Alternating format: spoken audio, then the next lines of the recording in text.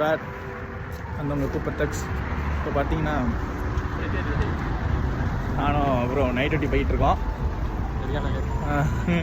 வேற ஃப்ரம் ஹரியானா. இவர் ஹரியானாலேருந்து வந்திருக்காரு.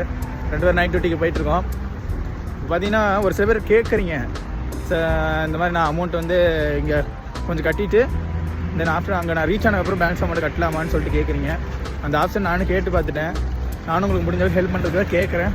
பட் அந்த மாதிரி இங்கே யாரும் அந்த ஆப்ஷன் இல்லைன்னு சொல்கிறாங்க. தென் இன்னொன்று என்னென்னா, உங்களுக்கு வந்து இந்த டிஆர்சி கார்டெலாம் பார்த்தீங்கன்னு சொல்லுங்கள், நீங்கள் உள்ளூரில் ஒரு ஏஜென்ட்லாம் உங்களை காண்டாக்ட் பண்ணுறீங்க அந்த மாதிரி இருக்குன்னு வச்சுக்கோங்க. டிஆர்சி கார்டுன்னு சொல்லிட்டு, டிஆர்சி கார்டு டிஆர்பி கார்டு ரெண்டுமே ஒன்று தான். டிஆர்பி கார்டுனா டெம்பரரி ரெசிடென்ட் பர்மிட்டு, டிஆர்சினா டெம்பரரி ரெசிடென்ட் சிட்டிசன்ஷிப்பு. ரெண்டும் ஒரே கார்டு தான், பேர் மட்டும் சேஞ்ச் ஆகும். அது எப்படின்னா உங்களுக்கு எப்படி சொல்கிறது, இப்போ இந்த 2 கார்டு வாங்கிடுவோம் உங்களுக்கு, நாங்கள் அங்கே போய் வாங்கி தந்துடுவோம்னு சொல்லிட்டுவாங்க. ஆனால் 6 மந்த் ஆகும். அந்த கார்டு அவ்வளோ சீக்கிரத்தில் வாங்க முடியாது. அது ரொம்ப ரேரு அந்த கார்டு வாங்குறது. அந்த கார்டு வாங்க ஒரு சில பேர் அந்த கார்டு கிடச்சிடும் ஈஸியான்னு சொல்லிட்டு உங்களுக்கு நாங்கள் வந்து ஃபேக்காக ஒரு கார்டு அனுப்பிச்சி விட்ருவாங்க. நான் அந்த டிஆர்சி கார்டும் எப்படி இருக்குங்கிறத நான் ஒரு ஃபோட்டோ இங்கே மேலே கொடுக்குறேன். சேம் அதே மாதிரி தான் இருக்கும். சப்போஸ் கார்டு அப்டேட் பண்ணாலும் கார்டோட சேஞ்சஸ் ஃபோட்டோ கலர் தான் சேஞ்சஸ் ஆகுமே தவிர லெட்டர்ஸ்லாம் சேம் அதே தான் இருக்கும். நீங்கள் ஸ்டூடெண்ட் விசாவில் வந்தீங்கன்னா அதுக்கு தகுந்த மாதிரி கார்டும், ஒர்க் விசாவில் வந்தீங்கன்னா அதுக்கு தகுந்த மாதிரி கார்டும் இருக்கும். அந்த கார்டு எப்படி இருக்குன்னு நான் அப்ளை பண்ணுறேன். தென் பார்த்தீங்கன்னா பண்ணிட்டாக்கா நான் சொல்கிறேங்க, நீங்கள் ஒர்க் விசாவில் வந்து யாராவது ரொம்ப ஏஜென்ட்லாம் வந்து பார்த்தீங்கன்னா ஆல்ரெடி ரொம்ப காண்டாக்டில் இருப்பாங்க, கம்பெனியோட டையாக போட்டிருப்பாங்க. அவங்கள காண்டாக்ட் பண்ணிங்கன்னா உங்களுக்கு 2.80 அந்த மாதிரி சம்திங் தான் வரும் மோஸ்ட்லி. அவ்வளோதான் அமௌண்ட்டே வரும். நீங்கள் அது கட்டினீங்கனாவே உங்களுக்கு ஒர்க் விசா 3 இயர்ஸுக்கு போட்டு கொடுத்துருவாங்க. ஆனால் எப்படி ஒர்க்கு என்ன இதெல்லாம் சொல்ல மாட்டாங்க. எப்படின்னா இதை மீட்ஸ் அப்போ தான் ஒர்க்குப்பா, அவ்வளோதான் சிம்பிளாக முடிச்சுருவாங்க. அக்காமடேஷன் இப்படி அவ்வளோ டீட்டெயில்ஸாக சொல்ல மாட்டாங்க. ஆனால் அந்த மாதிரி காண்டாக்ட் கிடைக்கிறது கஷ்டம். அந்த மாதிரி காண்டாக்ட் கிடைச்சோன்னா நான் உங்களுக்கு சப்போர்ட் பண்ணுறேன்.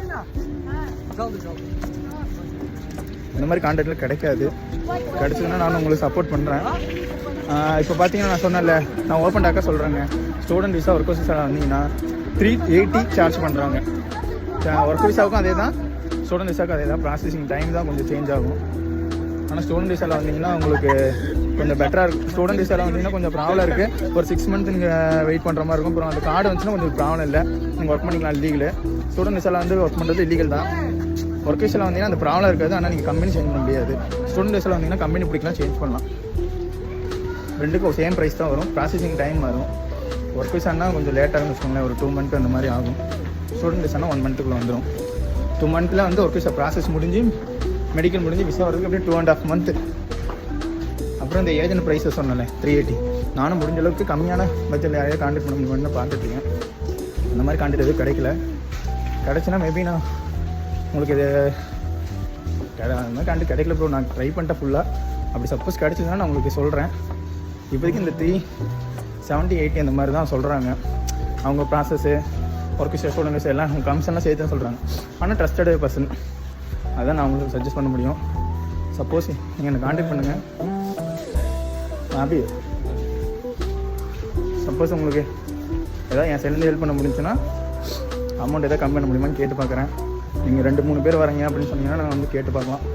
கொஞ்சம் அமௌண்ட் கம்மி பண்ணி பேசலாம். நீங்கள் பார்த்துட்டு சொல்லுங்கள், நான் என்னால் முடிஞ்ச அளவுக்கு ஹெல்ப் பண்ணுறேன். ஏதாவது டவுட்னா நான் நம்பர் கொடுக்குறேன், இந்த நம்பர் காண்டாக்ட் பண்ணுங்கள். உங்களுக்கு ரஷ்யாவில் ஒர்க் வேணுனாலும் காண்டாக்ட் பண்ணுங்கள், நான் ஹெல்ப் பண்ணுறேன். இனிமேல் see you guys, bye. Next வீடியோவில் பார்க்கலாம்.